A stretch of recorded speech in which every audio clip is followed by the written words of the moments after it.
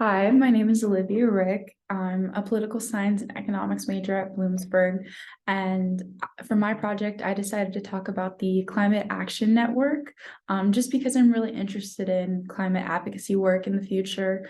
And honestly, you should just care about the climate. It's a really pressing issue. It's really important. So a bit of background about the Climate Action Network. It is the world's largest climate network. It's kind of in the name, but there are more than 1,900 organizations, and it spans across over 130 countries.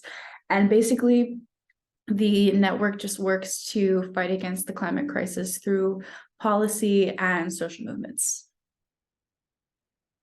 So a bit of history about the Climate Action Network. In 1988, it basically started at the WCAA, which is the World Conference on Changing Atmosphere. This is one of the earliest conferences that members of this organization were involved in. And it began with the invention of the IPCC, which is the Intergovernmental Panel on Climate Change. So this is where the idea was sort of formed, like the beginnings of the organization. And then in 1990, the decision to develop a committee to draft climate change policy and convention and resolution by the United Nations General Assembly basically initiated the development of a loose network of different organizations across the globe to kind of coordinate information and activities, especially in the US and in Europe, like in very influential European countries like England and Germany. And then in 1994, the organization was formalized. Yay. And then in 1995, members met to develop what they called Goals for Berlin, which became the Climate Action Network strategy sessions that happened before the United Nations Framework Convention on Climate Change Conference of Parties, or COP. And this now happens before each of these negotiations. So basically, the history started in these very influential meetings and then became an integral part of them. Moving on to the mission. So basically, there are three core tenets of the mission of Climate Action Network. First is they aim to coordinate the exchange of information among the international community regarding climate policies and issues. So one of the biggest things that they advocate for is the free flow of information, because the more people that are aware, the more people can get involved, the more people can understand that we are actually in a climate crisis. Second, they aim to formulate policy options and position papers on climate-related issues. And this kind of has to do with the first point as well, where they want more people to be aware. So they fund research, they do their own research about climate change, and also they are advocating for more ambitious policy options to better combat climate change. And then third, they aim to promote collaboration between non-governmental organizations to tackle these rising temperatures. So like I said, it's a network. It started as a loose network, but now it is a tight-knit community across the international scope of non-governmental organizations to better promote changes to combat climate change.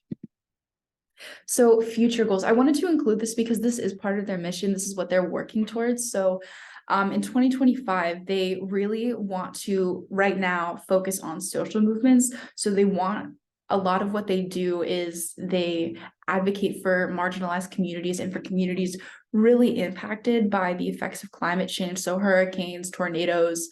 They want to bring more attention to these places where people are kind of overlooking these issues. So by 2025, their goal for that time is to focus a lot more on social movements, which I will talk about a little bit more coming up. And then by 2030, their big goal and their big sticking point right now is that they want to maintain the increase in temperatures to 1.5 degrees Celsius. So they don't want it to raise anymore. That's their biggest goal right now. also with that, they want to tackle global equity and justice. So they want to eradicate climate change caused poverty. That goes into focusing on social movements as well. This is their really long-term goals, because so many people are displaced by climate change and so many people don't receive the help that they need. And they also want to protect sustainable livelihoods and lifestyles. So agro lifestyles, they want to promote agriculture and sustainable living. So the organization of this network is kind of different. It doesn't have like a hierarchical structure, really. There is a board of directors. So there are two co-chairs, and they both represent different branches of this organization. And basically, the board serves as a global representative for organizational decisions and action. So each country has their own national branch, but then there is Climate Action International. So the board of directors sits within that sphere, and Climate Action International just facilitates the regional and national nodes, which is what they call their branches. So like I said, the nodes are the branches across the globe.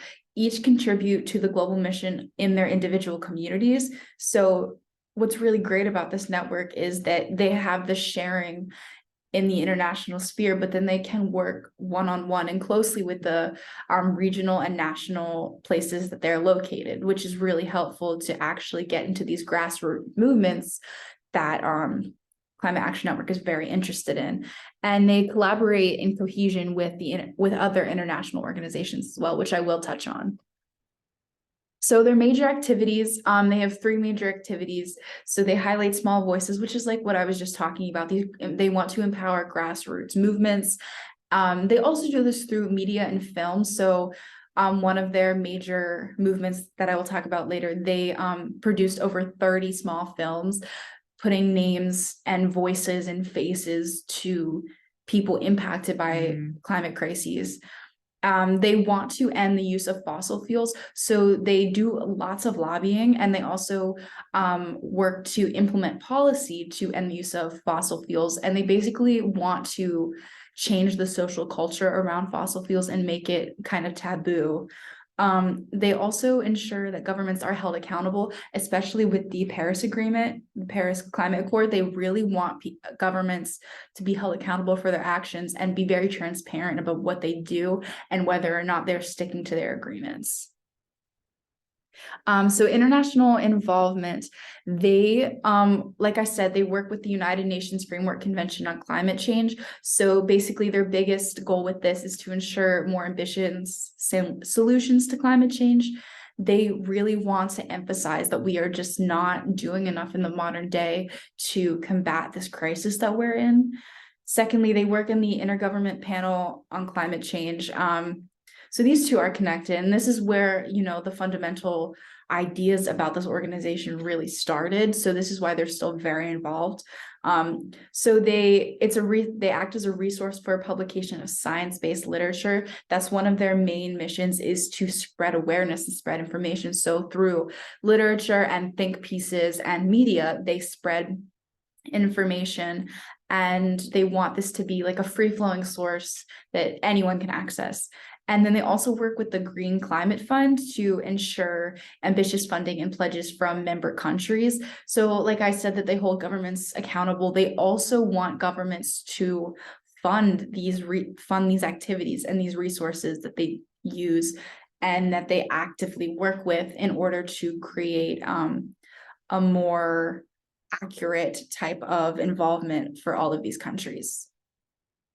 And then this is what I was talking about earlier, international conferences and campaigns, which has to do with their international involvement. So they are involved with the G7 and the G20 because these groups account for over 80% of global carbon emissions. So like I said, they hold them accountable. They want people to be very aware of what's happening, what's going on. And this is the campaign I was talking about, the hashtag World We Want campaign. So basically the goal of this campaign, and this is just one of the many that they do, but this is by far their most successful, is they want to amplify voices of people on the front lines of communities impacted by climate change. So like I said, the purpose is to put faces to these people, put names, show the real tragedy that comes from climate change. And they've created over 30 short films, and they are award nominated. This has been a very successful campaign for them. And then it's really important because it kind of has all of their fundamental goals involved with it. So I believe that's it. Those are my references. Thank you so much.